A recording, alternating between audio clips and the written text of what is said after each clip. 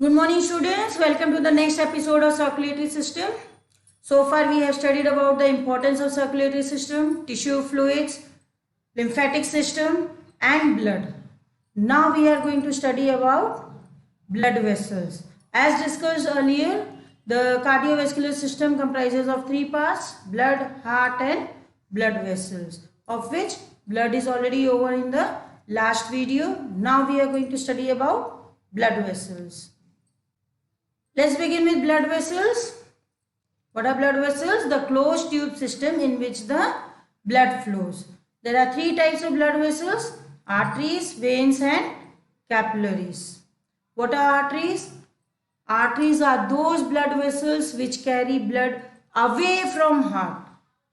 Whenever you are asked to define artery, vein and capillary, the definition should be: arteries carry blood away from heart, veins carry blood towards heart and capillaries form a network around the body cells or your tissue cells.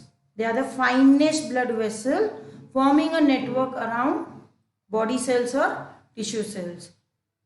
So let's study the structure of these blood vessels in detail.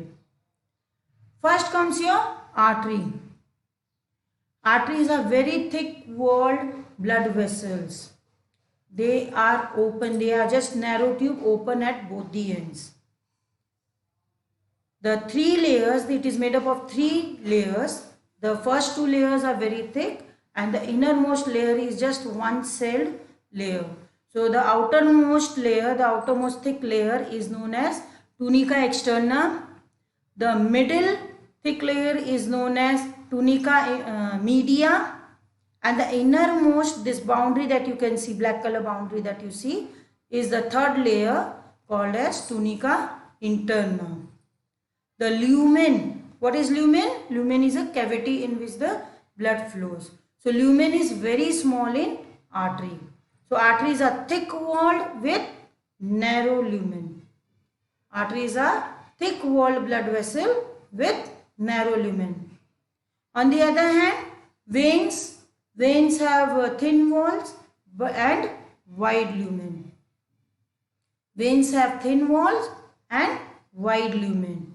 The layers of the walls are same, tunica externa, media and interna. But the lumen is quite big. This lumen comprises of some walls also, which prevents the backflow of blood. Coming to capillary, capillary is a very narrow, the narrowest blood vessel, the thinnest blood vessels that are in direct contact with the cells. They are just made up of single layer of cells, that is endothelium. Let's study each blood vessel in detail. This is your comparative chart which shows all the details of all the three blood vessels in a comparative manner. Coming to artery, what is artery? Arteries are those blood vessels that carry blood away from heart. Veins carry blood towards heart, except hepatic portal vein. This is one important vein which connects intestine to liver. It does not join the major vein and hence do not carry the blood to heart. Except this hepatic portal vein, rest all veins carry blood towards heart. Whereas capillaries form a network with arteries and veins. They form network with arteries and veins. How this network is formed, you can see in this figure. This is your artery, this is your vein. Arteries carry oxygenated blood and veins carry deoxygenated blood. So how this oxygenated blood gets converted into deoxygenated, you can see with the help of capillaries, the network of blood vessel, that is capillary. So this is your major artery which enters any organ. They divide into fine branches called arterioles. These are the fine branches of arteries called arterioles. Now these arterioles will further branch into very fine network called capillary. They will divide into very fine network called capillary. This network what you see in very fine mesh that you see is the capillary. Now this network will again reunite to form small venules, and then these venules will combine to form the veins, and then finally take the blood towards the heart. So what happens in this network? You can see the blood entering from artery, which is rich in oxygen, so it is red in color. In circulatory system, we represent oxygenated blood with red color and deoxygenated blood with blue color. These are two standard colors used for oxygenated blood and deoxygenated blood. So whenever you are drawing diagrams also representing oxygenated and deoxygenated blood, you have to use these two colors, red for oxygenated and blue for deoxygenated. When we are using blue color does not mean the blood is blue in color. Blood is red only. So what happens? Now from artery the blood has entered the organ. Inside the organ, the arteries have divided into different arterioles and into finer branches. Now this area, which is the capillary area, the network of blood capillaries, it is this area where actually the exchange of nutrients and waste takes place. All the exchange takes place. Now as the blood passes through the cells, the oxygen is taken up by the cell and the carbon dioxide is delivered or diffused into the blood capillary. So as the concentration of carbon dioxide increases, you can see the capillaries turning blue. So far the capillaries contain oxygenated blood, it is red in color, and once the exchange of material has taken place, the capillaries turn into blue. Now these capillaries will reunite to form venules and finally the veins. Now this vein contains deoxygenated blood which will go to the heart for oxygenation. So this is how a capillary network is formed with the help of arteries and veins. One thing you remember, arteries end in capillaries whereas veins begin with capillaries. Arteries end in capillaries and veins begin with capillaries, and the interconnection between both of them is your capillary system.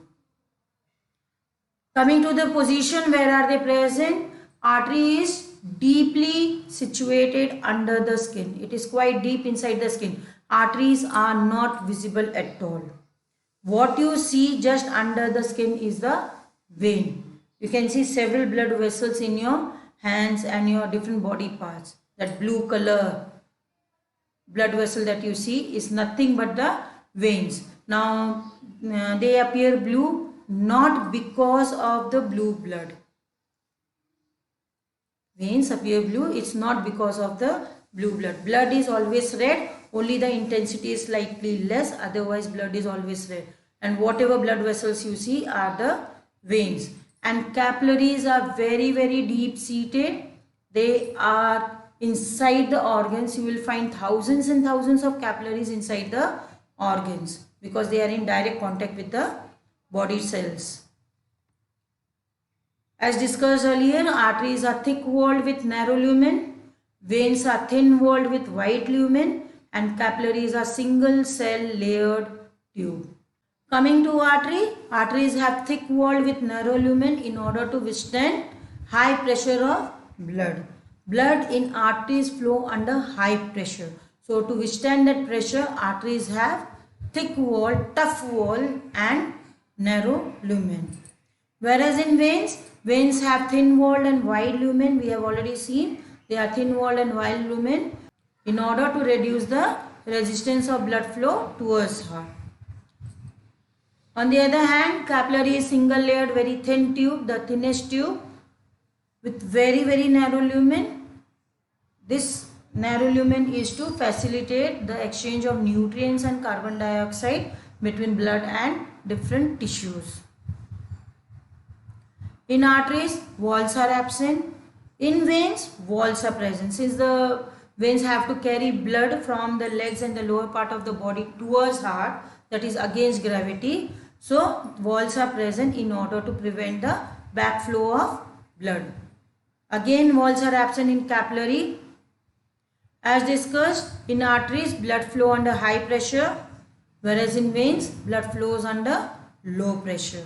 Any kind of pressure is absent in capillary.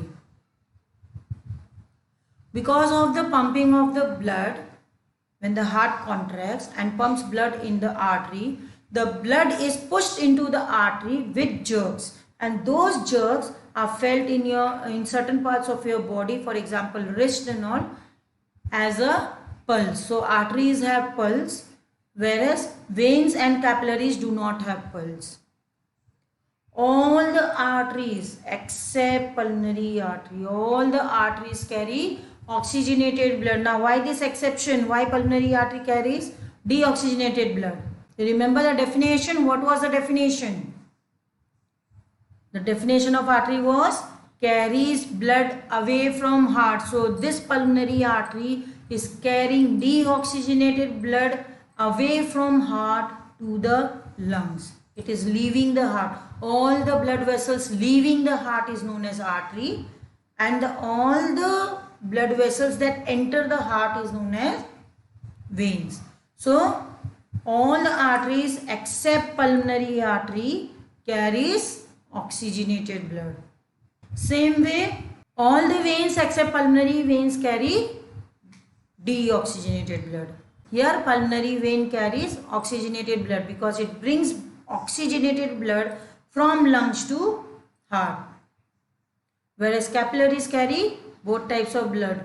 We have already seen how capillaries turn from red to blue. As the exchange of gases continue, exchange of materials continue, the oxygen from the blood is absorbed and carbon dioxide is diffused in the blood. The capillaries will turn from red to blue. So this was all about the blood vessels. In the next video we will study about heart.